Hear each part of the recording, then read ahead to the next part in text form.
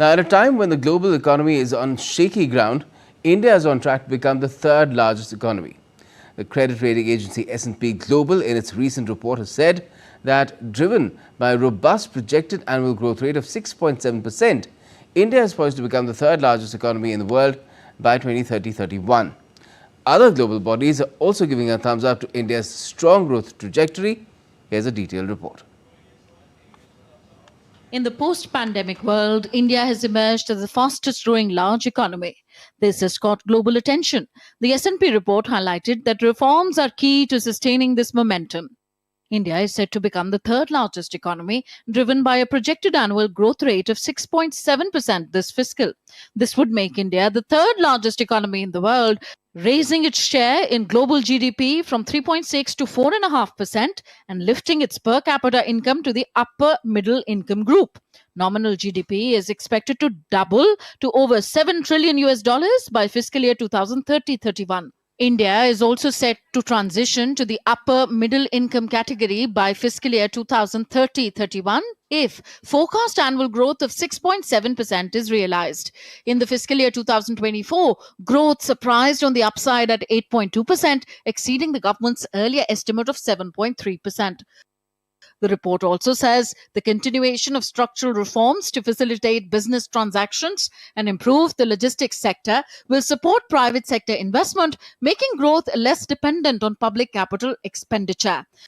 The Government of India is taking all necessary steps to ensure that the growth momentum remains robust and maintains its pace. E-marketplace GEM has reduced the transaction charges levied on sellers and service providers transacting on its platform by almost 33 to 96%, which will greatly benefit GEM sellers and service providers. 10 lakh तक की value के जो भी transactions platform पे होंगे उस पर कोई शुल्क नहीं लगेगा 10 लाख से 10 करोड़ तक 0.3% ट्रांजैक्शन चार्ज लगेगा 10 करोड़ के ऊपर के जो ट्रांजैक्शंस है उस पर फ्लैट फी लगेगी 3 लाख रुपया केवल. Different global organizations dealing with the economy are also optimistic about India's growth trajectory. World Bank Forum said India has been a key growth engine for the world, contributing 16% to the global growth in 2023.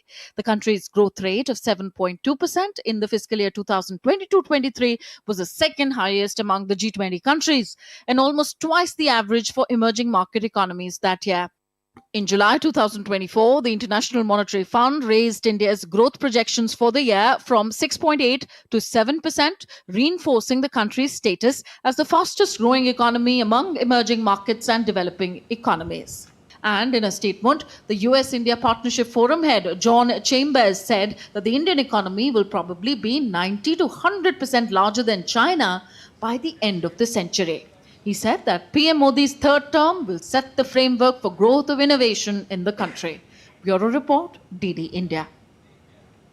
Let's talk about this further. We're joined by Dr. Amit Kapoor, well-known economist. Good evening to you, Dr. Kapoor. What do you make of this report in the first place? And all these positive reports about the prospects of India's economy, that it will become the third largest in a certain period of time, and now it's being said it will overtake China by almost 100% by the end of the century. They all have these caveats and these conditions. Do you think India is on track for meeting these conditions as well, apart from, of course, keeping the status of the largest, fastest growing large economy in the world? So, Gautam, this is a very important question. Like, first, if you really get the numbers, if India continues to grow at about 7% or little over 7%, it is definitely going to happen that India would become the third largest economy by the year 28, 29. So I would disagree with the S&P for a moment, because I perceive that India's growth is going to be stacked somewhere between 7 and 8%. So we will become third largest much earlier than what they're actually suggesting.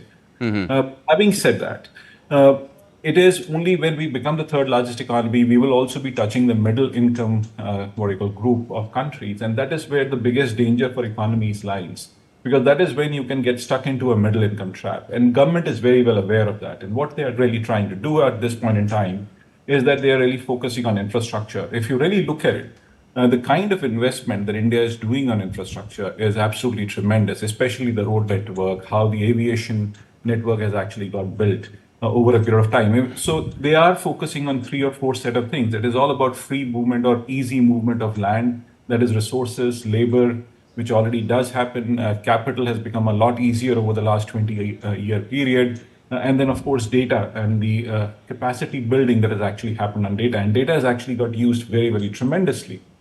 So we are on track for doing it. The only question is going to be that how do we look at two more things? And government is also really trying to do work on that. And one is going to be about skilling, the other one is on education. And of course, the healthcare infrastructure and all the other social investments need to continue. But the biggest focus is going to be on education per se. And if we are able to get that right, India would become a very, very large economy. Absolutely. The other thing that we need to be noticing is that India does become a large economy, but we need to be aware that we will also have to find a way to really create wealth for the larger set of population. So, because India will still remain as a third largest economy and close to about 4 to 5% of the world GDP, we would still be a country which is going to have a lower per capita GDP.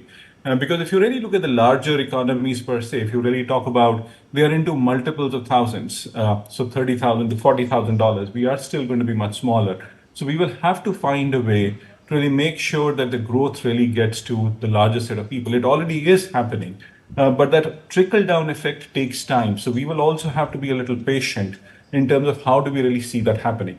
But I think the trajectory is right. If we just continue with the whole idea of innovation, we will continue to grow over a period of time, because innovation is going to be one of the biggest keys. And this is where states will also have to come in. Because the larger problem, as I see, if I want to say it as a problem or an opportunity, the opportunity is that right now it's about 6 to 8 states define India's growth. There is so much capacity or the underutilized capacity in about 20 odd states that we can really go forward with all guns blazing. So if we get those states right, the growth percentage of 8% would actually be a figure that we would laugh at. It can become double digit. It has the potential to become double digit as well. Exactly. Yes. And the other thing about reforms, India, apart from the focus on infrastructure, is also focusing a lot on technology, enabling all those people who want to invest in technology, want to take it forward, especially where AI, semiconductors, we've seen what's been happening with Semicon India, all that is happening as well.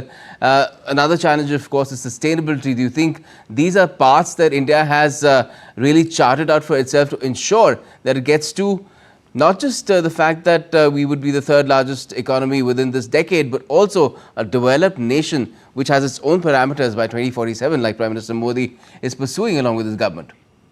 So, like the parameter for a developed nation is very clearly that you have to have a per capita income, which is going to be greater than about $13,000 to $14,000. If India is continuing at the trajectory that we are, we will certainly be touching that point. The question is going to be that what more needs to happen. From an industry point of view, there are 2 or 3 industries which government is actually focusing on, and rightly so, because they're the industries of the future. When you talk about artificial intelligence, you talk about semiconductors, you talk about electric vehicles, and stuff. So those are the industries of the future, and that is what is going to define the world in many, many ways. So if we are able to get that right, we are going to continue to grow. But from my point of view, one of the biggest things that we should really focus on is skilling at this point in time, getting our people ready. We have a great young population. We have great minds here. If we are able to skill them right, these are the industries of the future which are really going to juxtapose into high growth trajectory over a period of time. And at the same time, we have to continue focusing on manufacturing as well. That is also something where the government has been really trying to push, not just make in India, but also made in India. And at the same time, you can't forget about and let the agriculture sector lag, because it still makes up a huge part of the economy, and a much larger number, a disproportionately large number of Indians still depend on it solely. Oh, yes, absolutely. So if you really look at agriculture, 45% of the people are still engaged in work from that sector itself. So what we are really trying to do here is, when you talk about manufacturing, if you're able to get into labor-intensive manufacturing, we will involve a situation, or we'll get into a situation where people move from agriculture to manufacturing. Now, the services sector is growing. Without a doubt. If you really look at, there were a lot of voids that had to be filled up in terms of the challenges that people face, and you have new age services that have come up, and they are creating some tremendous opportunity. So we would move into that direction. But having said that, I think we should not be worried of a thing that agriculture is going to have when agriculture sector shrinks from a perspective of employment, that's a great thing to happen because productivity will rise, people will reduce in agriculture sector, and that is when they will start moving into the other sectors, and that's a great thing to happen. And I think the way the government is looking at agriculture, if we really get our whole crop pattern perfectly right, and if you work on it for the next 5 to 10 years, as the government is looking at it, you're focusing on millets, you're trying to look at waterways, and you're trying to really move into that direction. If you get it right, you will fundamentally move into a much more higher trajectory. I think, if you really ask me, the structure of India's economy is going to be hugely different than what we are seeing right now in the next 20 years. We would be a very innovation-driven country because from a trajectory of growth, the traditional view is primary, secondary, and tertiary sectors. But what I'm really seeing here is, if you really look at a much more nuanced way of really looking at growth of economies, it moves from factor-driven to efficiency-driven to innovation-driven. So India right now somewhere is moving at the cusp of something between efficiency and innovation driven, and that is what is going to happen. And if you really look at what the Prime Minister has also said, it is innovative sectors which are going to drive India's growth, and that is what we are really seeing right now. And innovation does not mean that it cannot be innovative in agriculture, because the kind of innovations that you can do in agriculture to improve productivity are tremendous. So if you are able to move into that direction, look what we can actually do. India today sits at one of the biggest what I call fertile lands in the world, and it is so underutilized. I think the opportunity there is tremendous. From say digitization of agriculture to digitization in other spaces, we will have to move forward and we will see the growth. I think we should just not be worried that digitization technology is going to take away things from people. No, it will only enable people. It will create more opportunities, and that is what is going to drive growth.